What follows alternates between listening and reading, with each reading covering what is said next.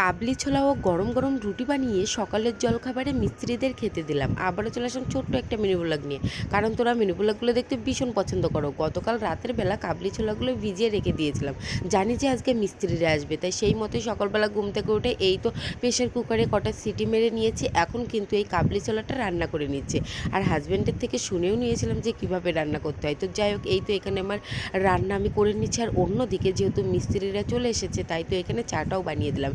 এই তো একটু জলটা দিয়ে ঢেকে রেখে দেবো, লাস্টে নামানোর আগে একটু গরম মশলা দিয়ে নামিয়ে নেব।